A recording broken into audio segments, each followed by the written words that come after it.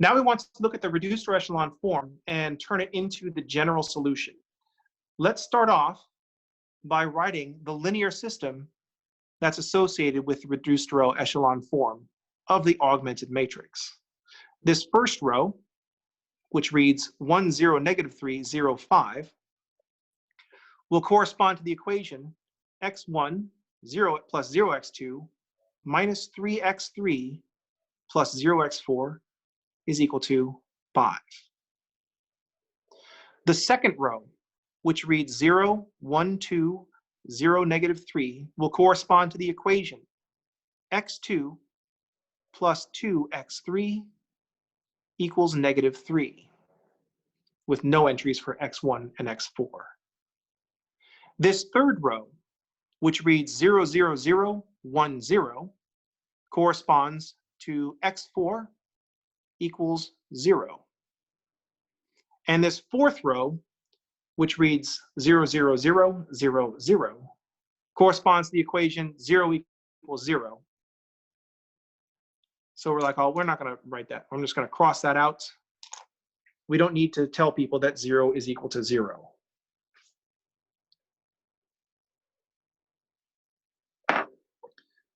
Notice that the pivots correspond to the variables x1, x2, oh well, that's fine, and x4.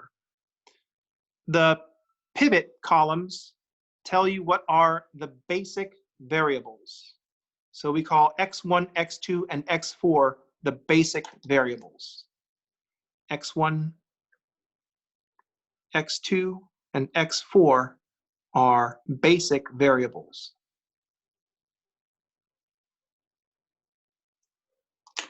So x1, x2, and x4 are basic variables.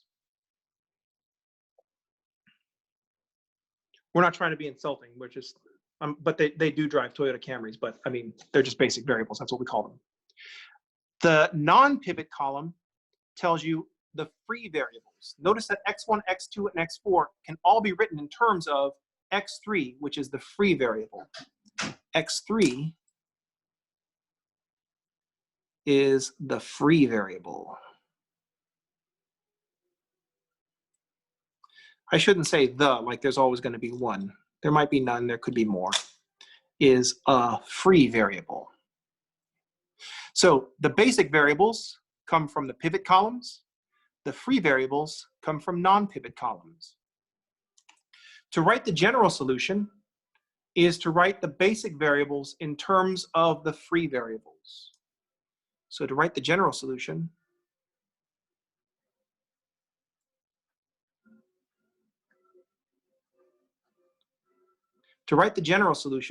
write the basic variables in terms of the free variables.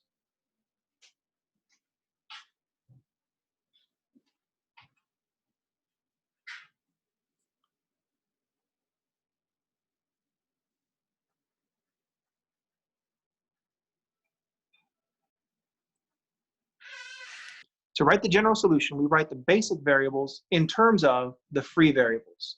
So I'm going to solve the first equation for x1 in terms of x3. So I'm going to say x1 is equal to 5 plus 3x3. I'm going to say x2, from the second equation, I see that I spelled 2 wrong. I see that x2 is going to equal negative 3 minus 2x3. I'm going to write down x3 is free. I'm going to make a note that x3 is free. And this last equation tells me that x4 is equal to 0. Here is the general solution. The general solution should have some entry for each of the variables. Right? Stating that x3 is free is part of writing the general solution. We have implied that x3 is a free variable by writing x1 and x2 in terms of x3. But we are all new to writing general solutions. So at this point in your mathematical career, you have to point out to me that x3 is a free variable. Also, x4 is equal to 0. You can't just leave that off. That's an important part of the solution. Any questions on writing the general solution from the reduced row echelon form. X3 is a basic variable, is a free variable because the third column, which corresponds to X3, is a non-pivot column. X3 is not a pivot column, X3 is a variable. But X3 corresponds to the third column, which is a non-pivot column. So pivot column, basic variable. Pivot column, yikes.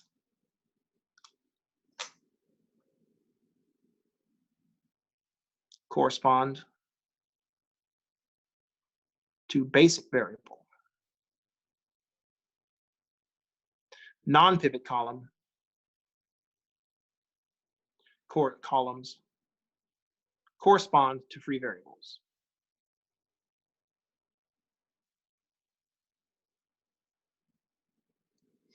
Pivot columns correspond to basic variables. Non-pivot columns correspond to free variables. So in this example, x1, x2, and x4 are all basic variables, and x3 is a free variable because x3, the column that corresponds to x3, is a non-pivot column. But we would not want to say that x3 is not a pivot column because x3 is not a column. It's a variable.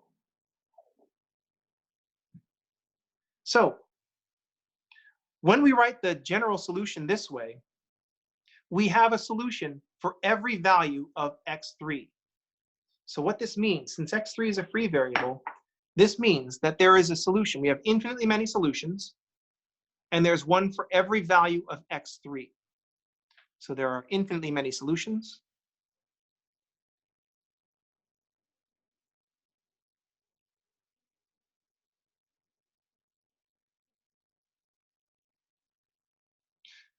There are infinitely many solutions, a solution for every value of x3.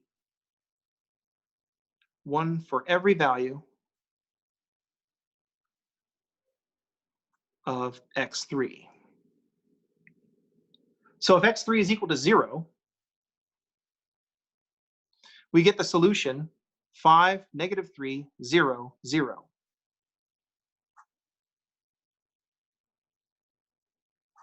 That's one of our solutions. If x3 is equal to 1, we get the solution 5 and 3 is 8. -3 minus 2 is -5. x3 is 1. x4 is always 0. So for every value of x3, we get a solution.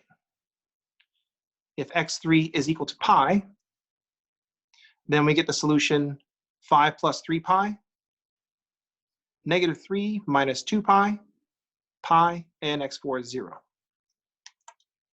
Every value of x3 corresponds to a different solution to the system.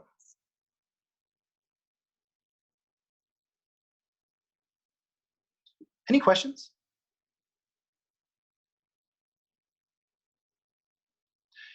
Here's what your job is between now and our next meeting, which will be on Wednesday. Oh, let me pause recording.